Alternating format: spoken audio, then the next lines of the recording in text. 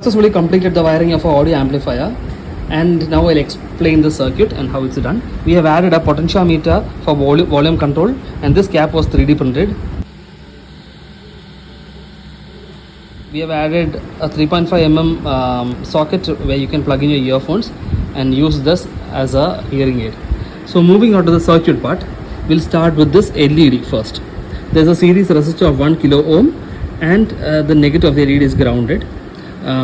We have powered this using a 9-volt battery, and the positive and negative of the batteries go to the breadboard. At this end of the breadboard, these are joined together so that the power rails are on either side of the breadboard.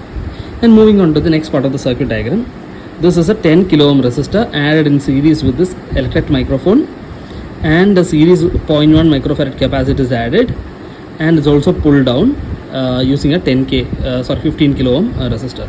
So from this point, if you measure, you can see signals coming on the oscilloscope, and there's a point where this capacitor microphone picks up voice, converts it into capacitance, changing the capacitance, which gets converted into change in voltage at this point.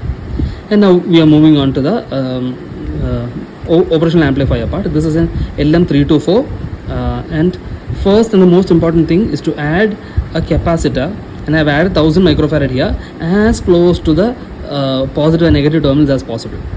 It's because the total current loop will be smaller if the capacitor is placed very close. I have added 2 stages of amplification here. This is the first stage and this is the second stage. Taking into consideration the first stage, pin number 1 is the output, pin number 2 is the inverting input, pin number 3 is the non-inverting input. I've taken the output of this audio input stage into the in the non-inverting input, which is pin number 3. From the output of feedback of 100 kilo ohms is connected, and 1 kilo ohm is grounded, so that this becomes a non-inverting amplifier with a gain of 100, which means it amplifies 100 times. Okay.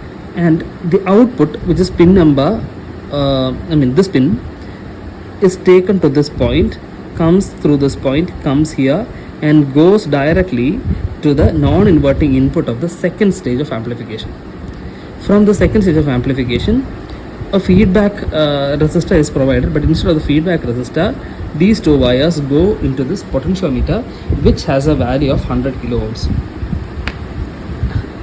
And this is the second resistor that's used to ground it, is connected to the ground. So this will have a gain of 100x, and this gain can be controlled using this potentiometer.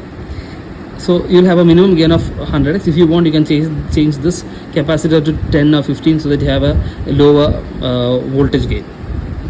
And the output, which is pin number 1, is taken through this wire, connected through 2 33 ohm resistors to match the impedance, and connected to a socket where you can plug in your earphones. It's powered the battery, and it's working now.